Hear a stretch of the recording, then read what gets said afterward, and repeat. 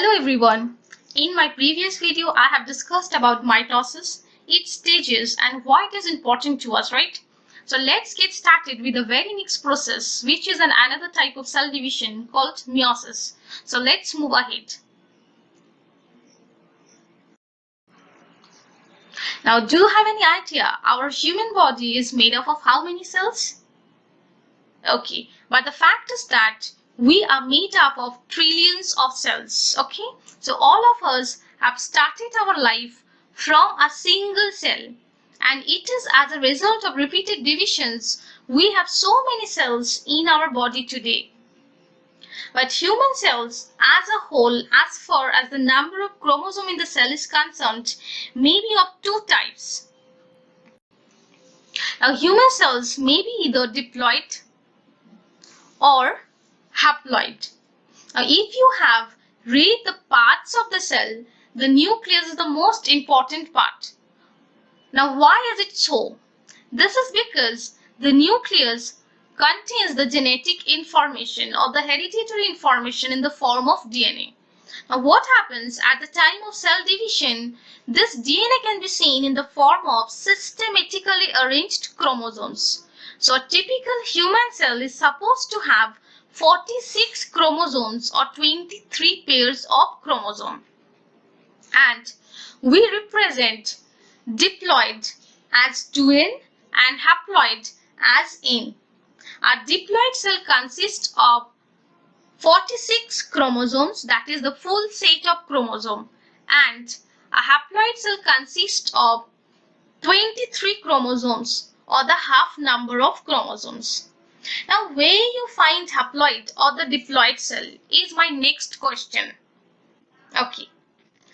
In human body, most of the cells such as liver cells, kidney cells, heart cells, etc.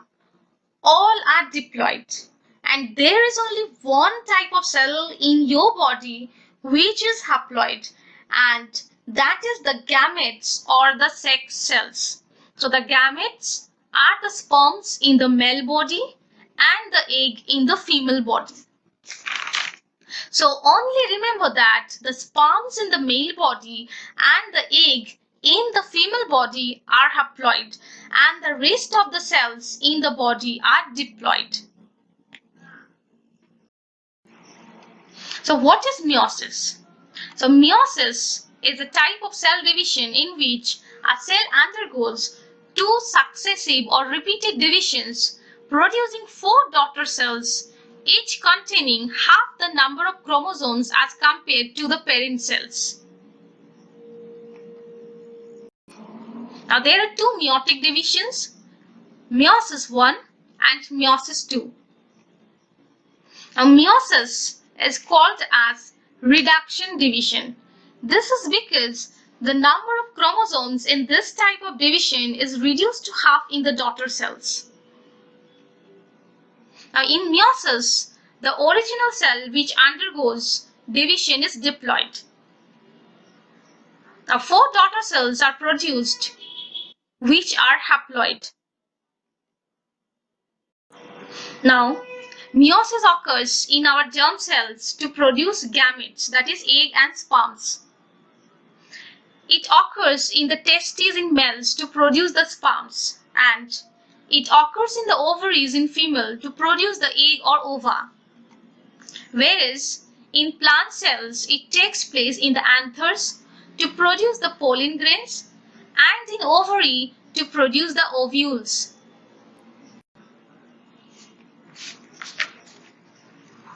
So meiosis starts with the diploid cell having 46 chromosomes. Next, the parent cell undergoes meiosis 1.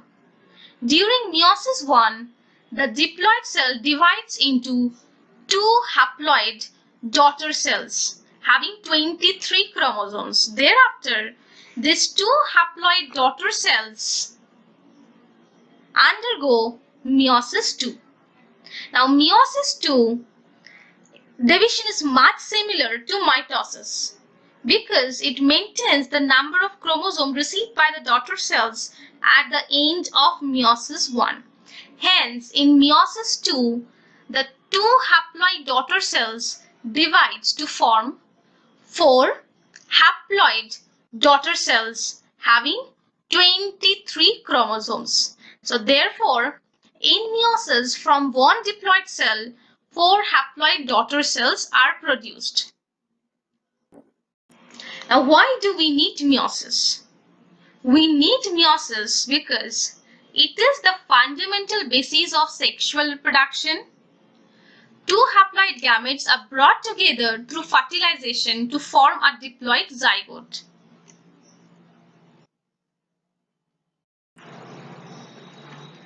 Now, meiosis must reduce the chromosome number by half, and fertilization then restores the diploid number, that is the twin number.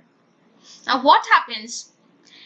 If you get a diploid cell from your mom and another diploid cell from your dad, as a result, you will receive a tetraploid cell, that is 4 in cell, during fertilization, which is too much.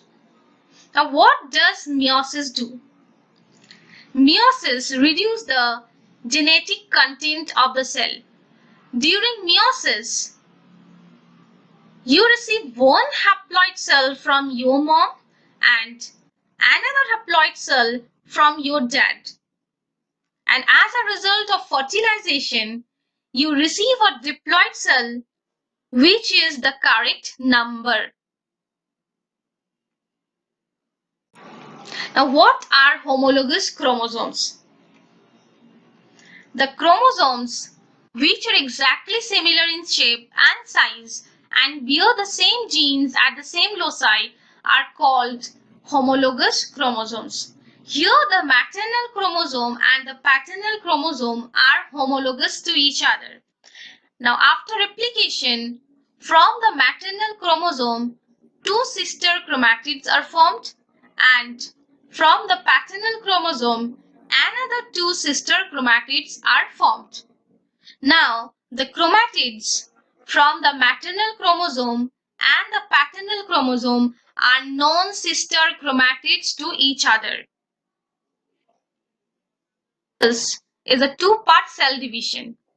In meiosis, a diploid cell undergoes meiosis 1, and as a result of meiosis 1, from the diploid cell, 2 haploid daughter cells are produced. Now, these 2 haploid daughter cells undergoes meiosis 2 to give rise to another 2 haploid daughter cells. As a result, a total of 4 haploid daughter cells are produced from one diploid cell. Now, during process 1 of meiosis 1, the chromosome become condensed, spindle fiber forms, fragments are formed in the nuclear envelope, homologous chromosome pairs are formed, and crossing over occurs. Now, what is crossing over? This we will learn in the later part of this video. So, the homologous chromosomes join with each other to form a tetrad by a process called synapsis. Next, the cell undergoes crossing over. Now, what happens in crossing over? The homologous chromosome in a tetrad cross over each other. So, the paternal chromosome cross with the maternal chromosome. Next, the pieces of chromosomes or the genes are exchanged. So, here, the piece of chromosome or the genes are exchanged between the paternal and the maternal chromosome. And the region where the exchange of genes or chromosomes takes place, this part is called the chiasma. Finally, crossing over produces genetic recombination in the offspring. So, as a result of crossing over, recombinant chromosomes are formed. Now, after Prophase 1, the cell enters metaphase 1.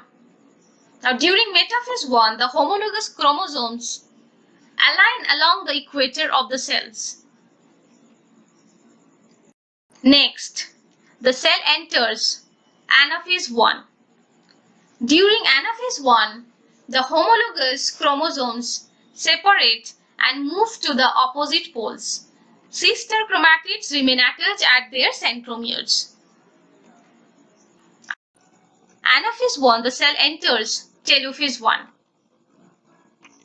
During telophase 1, the nuclear envelopes reassemble, the spindle disappears, and cytokinesis divides the cell into two daughter cells or into two haploid daughter cells.